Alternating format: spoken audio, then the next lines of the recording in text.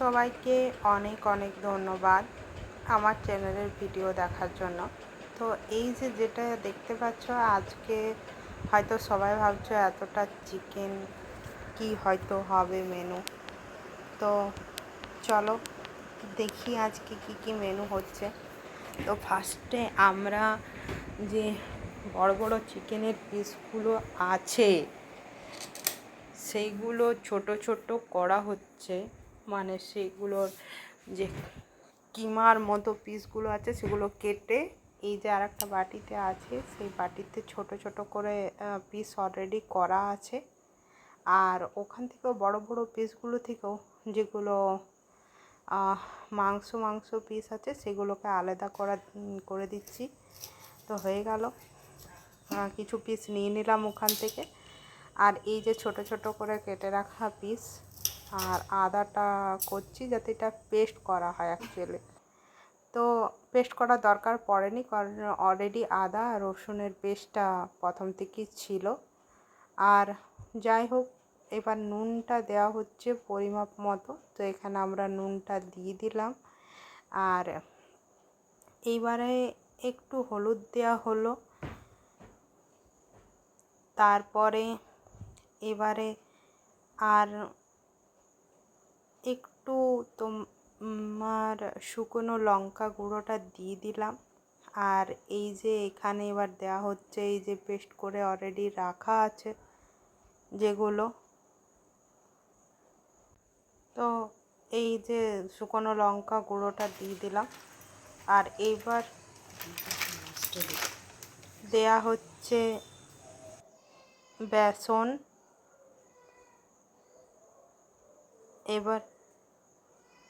এবার একটু বেসন দিয়ে দেওয়া হচ্ছে। তো এটাতে আমরা এখন বেসন দিয়ে দিচ্ছি। আর এরপরে আসছে কর্নফ্লাওয়ার। তো কর্নফ্লাওয়ারটা এবার দিয়ে দিচ্ছি। তো দেখতেই পাচ্ছ কতটা দিয়ে দিলাম। এবার এটাকে ভালো করে মেখে নেওয়া হচ্ছে। তো এবার আশা করি বুঝতেই পারছো যে অ্যাকচুয়ালি মেনুটা কি হতে চলেছে আমাদের। তো চলো, আর তো বলতে হবে না যে কী মেনু করছি আমরা। তো আশা করি তোমরা সবাই বুঝতে পারছো যে আমাদের কি মেনুটা হচ্ছে। তো চলো ভালো করে ম্যারিনেট করে নিই এটাকে। এবার ডিমটা ফাটিয়ে এটার মধ্যে মেখে নেব। সমস্ত কিছু দেয়া হয়ে গেছে, সমস্ত কিছু যা ছিল, এবার শুধু ডিমটা বাকি আছে।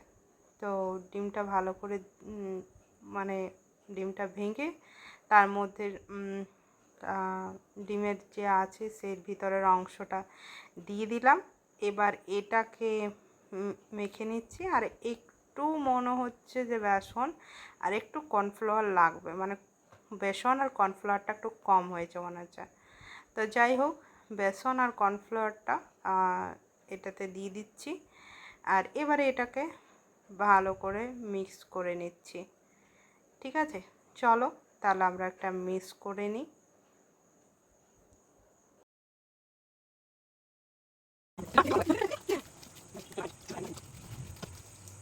তো মিক্স করে নিলাম। তো মিক্স হয়ে গেছে আমাদের। এবারে গ্যাসের মধ্যে কড়াইটা বসিয়ে দিয়েছি। আর কড়াইটা জাস্ট একটু গরম হয়ে গেলেই তেলটা দিয়ে দেবো। তো দেখতেই পাচ্ছ তেলটা দিয়ে দিলাম। তো তেলটা একটু কম পড়ে গেছে, ঠিক আছে। তো সেই জন্য আমরা একটু তেলটা ঢেলে নিচ্ছি। তারপরে এবারে পুরোটা তেলটা দেওয়া হবে। তো একটু তেলটা ঢেলে নিলাম। আর এই যে তেলটা দিয়ে দিচ্ছি। আর অ্যাকচুয়ালি নুনটা কতটা কি হয়েছে সেটা একটু টেস্ট করে দেখতে হবে, কারণ না ঠিক বোঝা যাচ্ছিল না যে নুনটা কতটা হয়েছে কি না।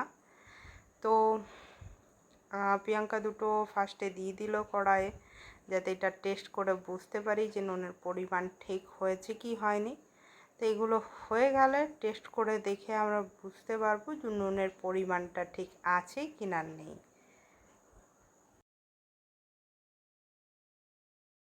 তো এইবার তুলে নিচ্ছি, হয়ে গেছে প্রায়। তো চলো আমরা দেখে নিই টেস্ট করে। তা হ্যাঁ, নুনের পরিমাণ একদম ঠিক আছে, একদম পারফেক্ট হয়েছে নুনটা। আমি বলছিলাম ওকে তা একটু নুন দিয়ে দাও, ভাগ্যে ভালো নুন দেওয়া হয়নি, নাহলে একটু নোনচা নোনচা লাগতো। আর এবারে চলো বাদবাকিগুলো দেয়া হচ্ছে। তো কড়াইটাতে তেলটা দেখতেই পাচ্ছ ভালো মতো গরম হয়ে গেছে। আমি জানি না তোমাদের কার কার চিকেন পকোড়া খেতে ভালো লাগে, কিন্তু আমার চিকেন পকোড়া কিন্তু বেশ সুস্বাদু লাগে। চিকেন পকোড়া সাথে লঙ্কা, পেঁয়াজ আর টমেটো সস, উফ, এ স্বাদের ভাগ হবে না। তো খুব সুন্দর লাগে আমার চিকেন পকোড়া। তো চলো আপাতত চিকেন পকোড়াটা হচ্ছে কড়াইয়ে, গরম গরম হতে একটু সময় তো লাগবেই, ঠিক আছে। তো চলো চিকেন পকোড়াটা ভালো করে করে নিই। আর এখন আরেকটা জিনিস লক্ষ্য করা যায়, যদি তোমরা দেখো, তো এখন দেখবে বিয়েবাড়ির স্টলে, বেশিরভাগই বিয়েবাড়ির স্টলে কিন্তু চিকেন পকোড়া থাকেই, ঠিক আছে।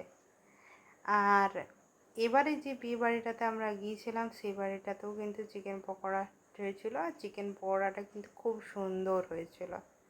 তা আশা করি এখন আমাদের চিকেন পকোড়াটা কীরকম হচ্ছে সেটা তো আপাতত এখন তো বোঝা যাবে না। তা আমি আরেকটা জিনিস যেটা করছি সেটা হচ্ছে আমি লঙ্কা আর পেঁয়াজগুলো রেডি করে নিলাম এগুলোর সাথে খাওয়ার জন্য, ঠিক আছে। এগুলো লঙ্কা, পেঁয়াজ আর সস দিয়ে কিন্তু বেশ মারাত্মক খেতে লাগে। তো দেখতেই পাচ্ছ একবার চিকেন পকোড়া নেমে গেল, ঠিক আছে। তো এবার ঢাকা দিয়ে দিচ্ছি, কারণ ওইটাতে গরম থাকবে। আর এইবারে দ্বিতীয়বার চিকেন পকোড়া আমরা দিয়ে দিচ্ছি। তো চলো তেলে যাচ্ছে দ্বিতীয়বার।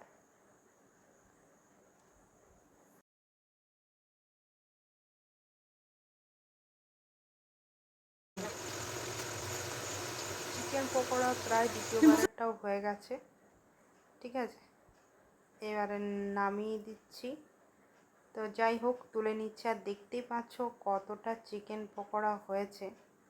প্রায় যে গরম রুটি থাকে সেই যে হট এইগুলো নে সেইগুলো না আমরা চিকেন পকোড়াটা রাখলাম, কারণ যাতে চিকেন পকোড়াটা ঠান্ডা না হয়ে যায়। চলো এই যে আমাদের চিকেন পকোড়া রেডি। আর বাবাও নিয়ে নিচ্ছে পেঁয়াজ, আর আমি কুচি কুচি এই যে আমার প্লেট চিকেন পকোড়া খেয়ে নিলাম। চিকেন পকোড়া টেস্টটা বলে দিচ্ছি, দারুণ টেস্ট হয়েছে, ঠিক আছে। আর এই যে হচ্ছে রাত্রের মেনু, কিন্তু চিকেন পকোড়া খেয়ে পরে এত পেট ভর্তি হয়ে আছে যে রাত্রের আর খাবারটা খেতে ইচ্ছে করছে না, কিন্তু চিকেন পকোড়ার টেস্ট অসাধারণ হয়েছিল। তোমরাও একবার বানিয়ে খাও বাড়িতে। আর আমি তো মনে হচ্ছে আর এই চিকেনগুলো এতটা খেতে পারবো না, ঠিক আছে। তো যাই হোক একটা আপাতত চিকেনটা তুলে নিলাম, গরম গরম আছে চিকেনটা তাই তোলা যাচ্ছিল না। তো যাই হোক আপাতত আমি আজ দুটো রুটি খাচ্ছি, কিন্তু দুটো রুটিও আমার মনে হচ্ছে খেতে পারবো না। আর এই যে আমগুলো আমি ধুয়ে রেখেলাম, ঠিক আছে। খাওয়ার পরে তো আম তো খেতেই হয়, জানোই। আম না খেলে খাবারটা তো বেশ জমে না, তাই আমগুলো ধুয়ে রেখে দিচ্ছি। আর সবাই খাবারটা দেখো, কিন্তু খাবারে কিন্তু কেউ লোভ দিও না please. Bye bye, good night.